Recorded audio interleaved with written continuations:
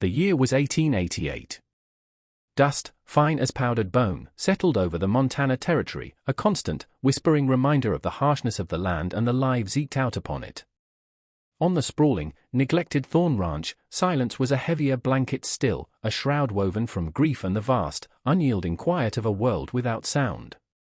Elias Thorn, a man carved from the granite of the surrounding mountains, moved through his days like a phantom in his own existence. Deafness had claimed his hearing years ago, a slow, creeping thief, but it was the death of his wife, Mary, that had stolen his voice, his spirit, leaving behind an echoing void where laughter and love once resided. He wore his sorrow like a second skin, a heavy cloak that shadowed his eyes and stooped his broad shoulders. The ranch, once a testament to shared dreams, now mirrored his internal desolation.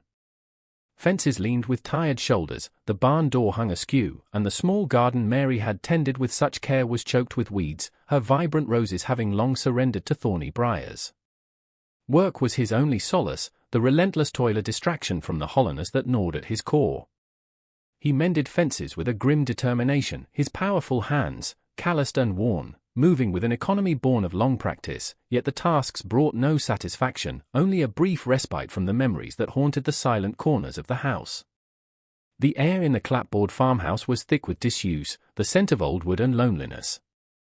Mary's presence lingered in the faded calico curtains she had sewn, in the worn rocking chair by the cold hearth, in the lingering scent of dried lavender he sometimes thought he could still detect in her cedar chest. He had not touched her things, could not bring himself to disturb the sanctity of her memory, yet their presence was a constant, aching reminder of all he had lost. His silence was twofold, the world outside his perception, and the world inside his heart, locked away, too painful to confront. He was a man drowning in an ocean of quiet, the waves of grief threatening to pull him under with each passing season. The need for help was a practical matter, a glaring reality in the overgrown fields and the dust-filled rooms, but the thought of bringing another soul into his carefully constructed isolation was a torment. Yet, the ranch was failing, and with it, the last tangible link to Mary. Elara Vance arrived on the rickety afternoon stage, a small, worn satchel her only possession, her face pale beneath the brim of a plain bonnet. She had come from a place where hope had withered on the vine, driven by a necessity that gnawed deeper than hunger. The advertisement for a cook and housekeeper at the remote Thorn Ranch had been a slender thread, clutched with a quiet desperation. The journey had been arduous, days of bone-jarring travel across unforgiving landscapes, each mile a further step away from a past she yearned to forget and towards a future shrouded in uncertainty. As the stage pulled away, leaving her standing in the swirling dust before the long, uninviting lane that led to the Thorn homestead, a profound sense of solitude settled upon her. The silence here was different from the clamor of the city she'd left behind. It was vast, primal, imbued with a loneliness that seemed to seep from the very soil. She was a woman of quiet strength, her resilience forged in the crucible of loss and hardship, her spirit unbent though deeply weary. Her eyes, the color of a stormy sky, took in the neglected state of the property, the sagging porch, the paint peeling from the clapboard like sunburnt skin. There was a starkness to the place that mirrored the desolation in her own heart, yet beneath it, she sensed a raw, untamed beauty, a stoic endurance that resonated with her own. She walked the dusty track, her steps measured, her gaze observant. She saw the untended garden, the silent barn, the house that seemed to hold its breath. When she finally reached the porch, she paused, gathering her composure, a silent prayer on her lips. She was not seeking pity, nor offering it. She was seeking a place to work, a place to earn her keep, a place, perhaps, where the ghosts of her own past might finally rest. The man who eventually answered her hesitant knock was taller than she expected, his frame powerful but burdened, his face a mask of impassive grief. His eyes, a startling ice blue, were like windows into a winter landscape, cold and remote. He did not speak, merely looked at her, a question in his unwavering gaze. Elias Thorn had seen her approach from the window of the dim parlor, a lone figure moving with a strange, unsettling grace against the backdrop of his desolate land. He had not expected anyone, the advertisement for help a reluctant concession to his foreman, Jed, who had insisted the ranch, and Thorn himself, were falling apart. The woman on his porch was not what he'd envisioned. There was a quiet dignity about her, a stillness that seemed to absorb the harshness of the surroundings rather than be diminished by it. He saw the weariness in the lines around her mouth, the shadow of hardship in her eyes, yet there was no trace of supplication, no hint of the frailty he had come to expect from those seeking aid.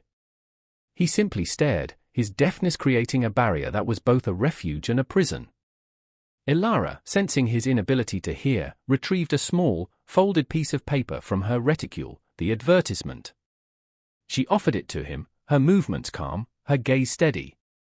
He took it, his large, work-roughened hand brushing hers for a fleeting instant.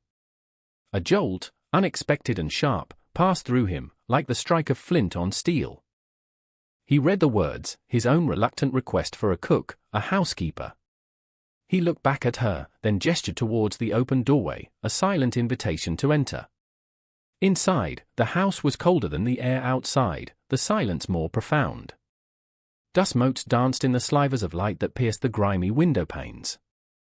Elara's gaze swept the room, taking in the signs of neglect, the aura of a life suspended in sorrow. She did not comment, her expression unreadable. Elias retrieved a small, battered slate and a piece of chalk from a nearby table. He wrote, his script surprisingly neat, "Name." She took the slate, her fingers tracing the worn wood for a moment before she wrote, "Elara Vance." He nodded, his eye scrutinizing her face, her hands, capable, clean, unadorned. He wrote again, "Cook? Keep house?" She nodded, a simple affirmation. Yes, there was no discussion of wages, no conditions laid out beyond the stark reality of the need. He saw in her a reflection of his own stoicism, a resilience that did not demand comfort or coddling. She, in turn, saw beyond his forbidding exterior to the deep well of pain that lay beneath. It was an understanding that transcended words, a silent acknowledgement of shared burdens. He made a decision, quick and decisive, born more of weariness than welcome. He gestured around the kitchen, a silent indication that this was her domain. She was hired. The transaction was as bare and unadorned as the landscape outside, yet in that moment, a fragile thread of connection, almost invisible, had been spun in the oppressive silence of the Thorn Ranch. Elara moved into the kitchen with a quiet purpose that was almost startling in its efficiency.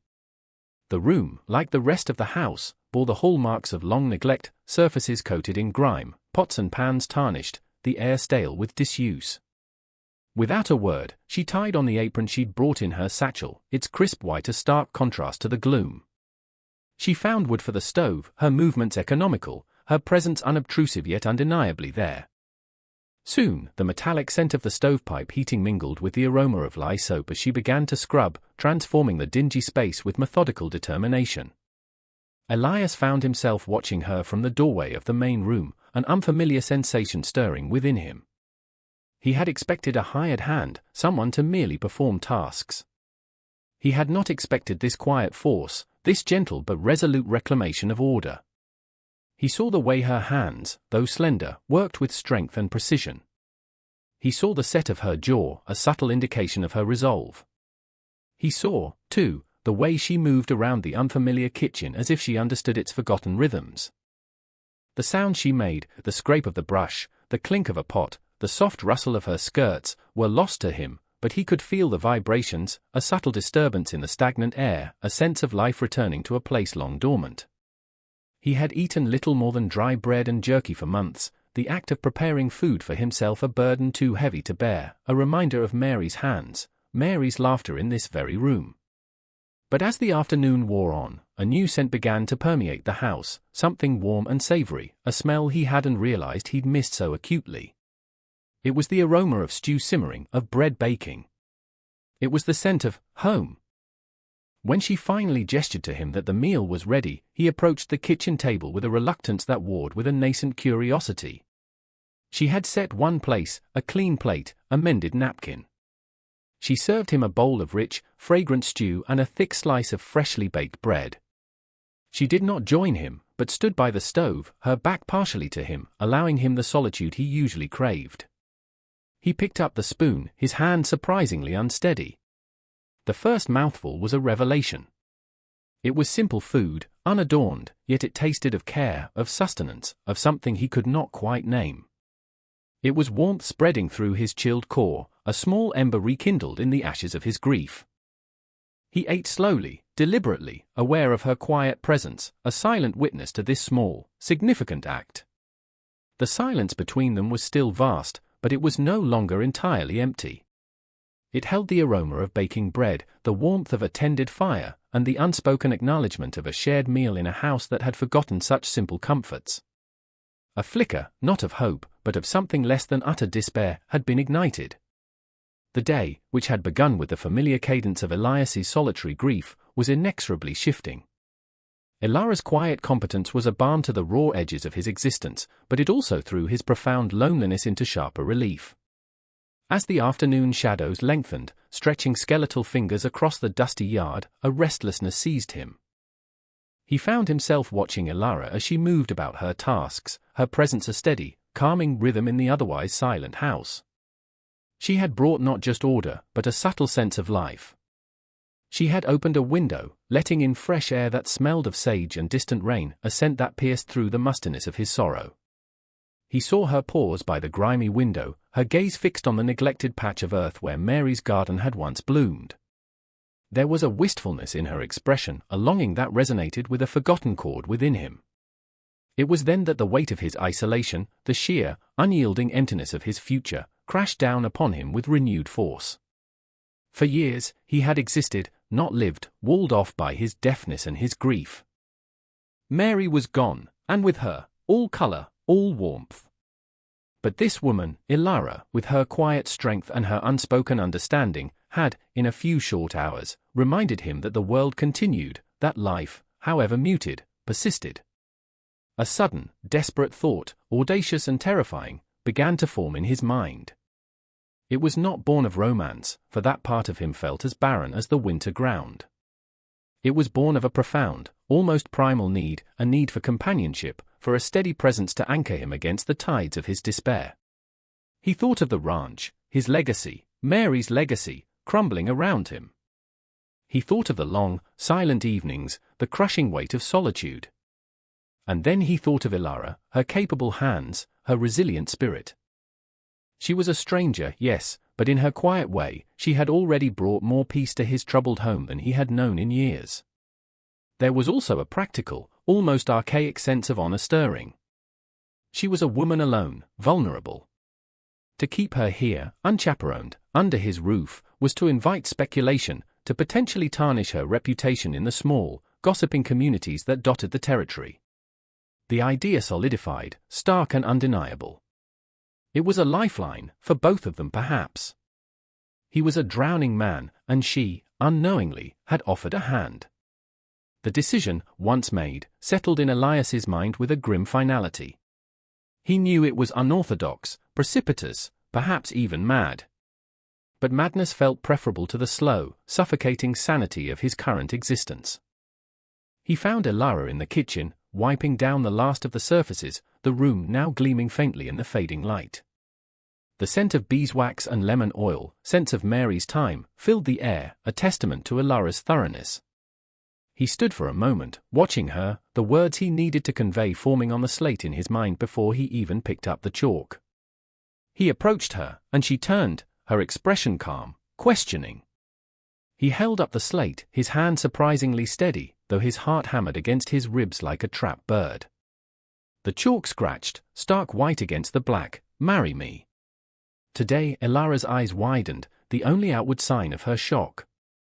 Her gaze flickered from the slate to his face, searching, questioning. There was no hint of softness in his expression, no pretense of affection, only a raw, desperate intensity. She could see the deep lines of sorrow etched around his eyes, the profound loneliness that clung to him like a shroud. She looked down at the slate again, the words stark and unbelievable. Marry him? A man she had known for mere hours? A man lost in his own silent world of grief?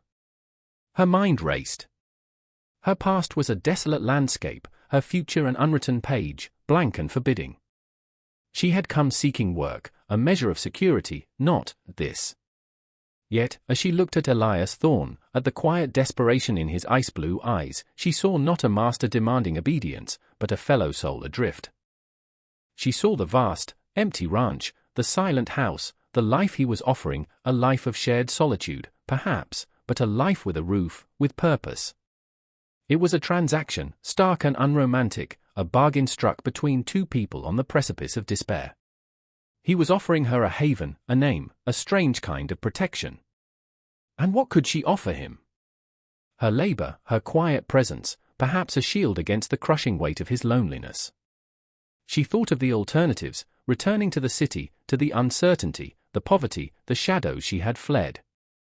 This was a gamble, a leap into an unknown even more profound than the one she had taken by coming here. But there was an undeniable honesty in his gaze, a raw need that resonated with her own unspoken longings for a place to belong. She took the chalk from his unresisting fingers. Her hand trembled slightly as she wrote beneath his words, a single, momentous syllable. Yes, the silence that followed was profound, broken only by the sigh of the wind outside, a wind that seemed to carry the weight of their shared, unspoken vows. The journey to the nearest settlement, a tiny cluster of buildings named Redemption Creek, was made in the fading light of dusk. Elias hitched the sturdy buckboard, his movements efficient, his face unreadable. Ilara sat beside him on the hard wooden seat, her hands clasped tightly in her lap, the worn satchel at her feet. The landscape, familiar to Elias, seemed alien and charged with a new, unsettling significance. The vast sky arched above them, indifferent to the strange compact they had made. The air grew cooler, carrying the scent of pine and damp earth. Silence enveloped them, a thick, palpable presence, yet it was different from the silence of the ranch. This silence was filled with the unspoken questions, the unvoiced fears, the fragile, nascent understanding that was beginning to form between them. Elias guided the horses with a steady hand, his gaze fixed on the rutted track ahead. He glanced at Ilara occasionally, a quick, assessing look. Her composure was remarkable, her face, pale in the dimming light, was serene, though he sensed the turmoil beneath the surface. She, in turn, observed him, the set of his jaw, the way his hands, weathered and strong, held the reins. There was a solidity to him, a rootedness, despite the sorrow that clung to him. Redemption Creek was little more than a few scattered buildings huddled around a dusty main street, a general store, a saloon whose tinny piano music spilled into the twilight, and the small, white-steepled church where Reverend Miller tended his sparse flock. The church was dark, but a light shone from the small parsonage beside it. Elias reined in the horses, the creak of the wagon wheels an intrusion in the quiet evening. He helped Ilara down, his touch brief, impersonal, yet it sent a shiver through her.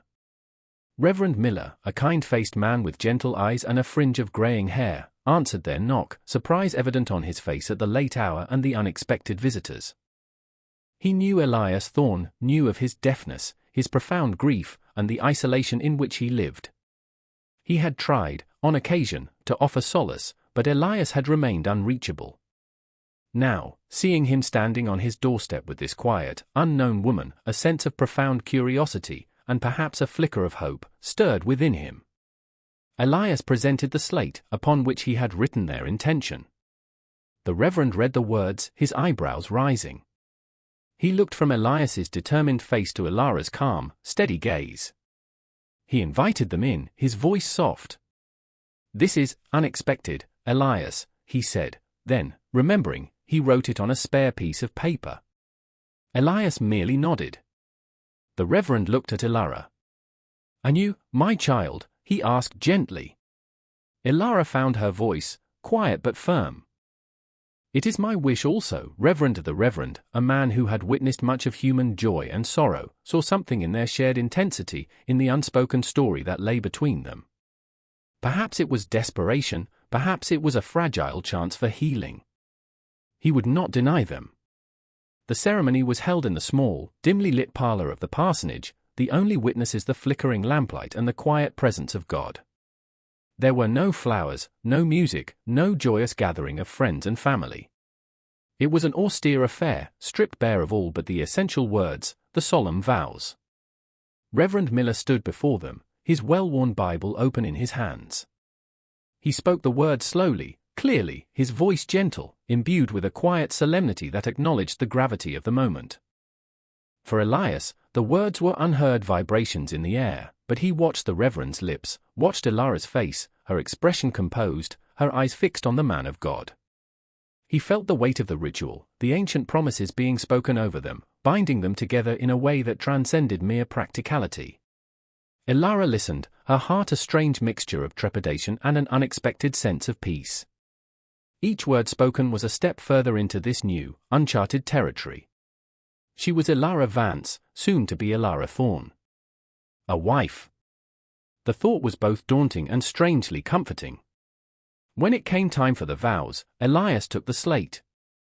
His hand, usually so steady, trembled slightly as he wrote, "I, Elias, take thee, Elara." Then he looked at her, his gaze direct, unwavering, before completing the pledge. When he handed her the slate and chalk, her fingers brushed his, a fleeting contact that felt like a spark in the dim room. She spoke her vows softly, yet her voice was clear, resonant in the quiet space. "I, Elara, take thee, Elias, to be my wedded husband, to have and to hold from this day forward, for better, for worse, for richer, for poorer, in sickness and in health, to love and to cherish, till death us do part." The traditional words, spoken in this unconventional context, took on a new, profound meaning.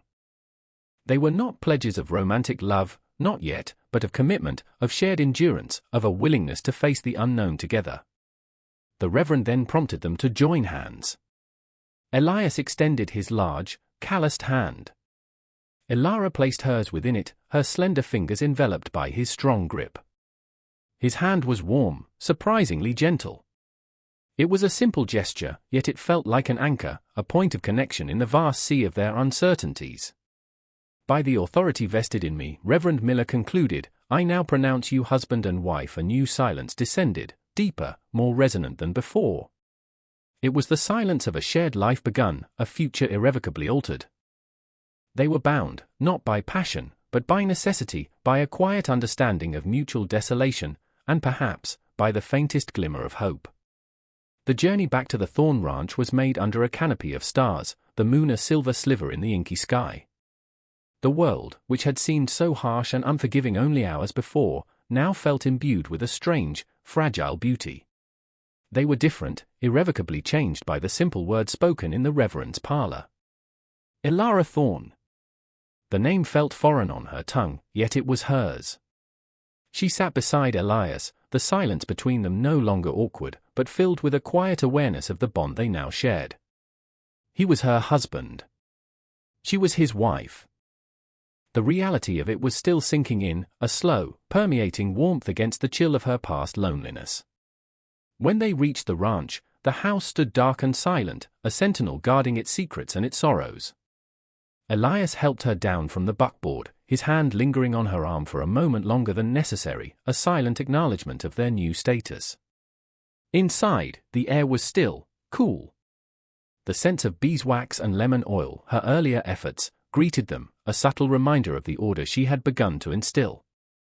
It was his house of grief, yes, but now, it was her home too. An unspoken awkwardness hung in the air, the uncertainty of this new intimacy. They were strangers, bound by law and by a shared, desperate hope for something more than solitude. Elara moved towards the kitchen, the familiar action to comfort in the unfamiliar situation. "I'll prepare something," she said softly, more to herself than to him, forgetting for a moment his deafness. He followed her, watching as she rekindled the fire in the stove, the soft glow illuminating her face, casting dancing shadows on the walls. He sat at the kitchen table, the same spot where he had eaten her first meal, a lifetime ago it seemed. She prepared a simple supper of warm stew and fresh bread, the domestic routine a comforting ritual. They ate in silence, the only sounds the clinking of spoons against bowls, the crackle of the fire. It was a different kind of silence now, not the heavy, oppressive quiet of grief, but a silence of contemplation, of adjustment. When the meal was finished, the unspoken question of sleeping arrangements lay between them. The house was large, with several empty rooms. Elias rose, and for a moment, Elara's breath caught. He simply took a blanket from a nearby chest and gestured towards the small downstairs bedroom that had once been a study. Then, he indicated the larger master bedroom upstairs, Mary's room, his room. He would sleep there. Alone. It was a gesture of respect, of patience, and understanding that this marriage, born of necessity, would require time to find its own rhythm. Ilara nodded, a wave of relief washing over her. He was a man of honor, this silent, grieving husband of hers. As she lay in the small, unfamiliar bed, listening to the night sounds of the old house, a sense of profound weariness settled over her, but beneath it, a tiny, tenacious seed of hope began to unfurl. The first light of dawn crept through the grimy windowpane of the small downstairs bedroom, painting a pale streak across the rough wooden floor. Ilara awoke slowly, the event of the previous day feeling like a dream, surreal and distant. Then, the reality settled, she was Mrs. Thorne. This silent, grieving man was her husband.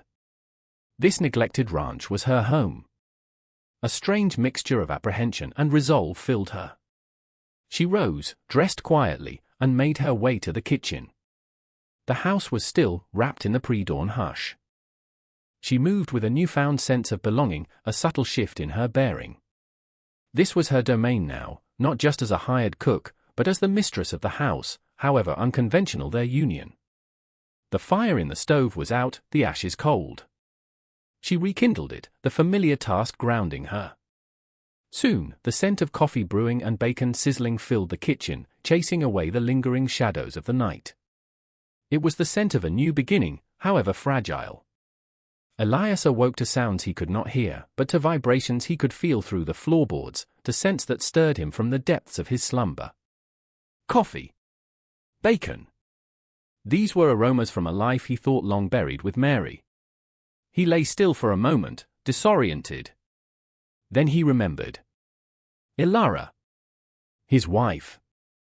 He rose, his movements stiff, his mind still grappling with the enormity of the previous day's decision. When he entered the kitchen, she was there, her back to him, tending the stove. She turned as if sensing his presence, a slight flush on her cheeks. Her eyes met his, a flicker of uncertainty in their depths, but also a quiet determination. No words were exchanged. None were needed. He sat at the table, and she placed a plate before him, eggs, bacon, a thick slice of toast. She poured him coffee, her hand steady. She then served herself and sat opposite him, a small, almost imperceptible distance between them. They ate in their customary silence, yet it was a silence transformed. It was no longer the silence of isolation, but the quietude of shared space, of nascent companionship. After the meal, Ilara took a small, sharp knife and a basket and went out into the cool morning air. Elias watched from the doorway as she walked towards the overgrown patch of earth that had once been Mary's garden. She knelt, her fingers testing the soil, her gaze thoughtful as she surveyed the tangled weeds and dormant rose bushes. He saw her pull a stubborn weed, then another. A small, almost imperceptible movement touched the corner of his lips, not quite a smile, but the ghost of one. The silence of the Thorne Ranch was still profound, but it was no longer empty. It held the quiet industry of a woman tending a forgotten garden, the steady presence of a man watching from his porch, and the unspoken promise of healing, slow and tentative as the first green shoots of spring. Hope, like a fragile seedling, had found purchase in the barren ground of their sorrow. Home. The word echoed in the quiet air, no longer a painful memory, but a possibility, taking root.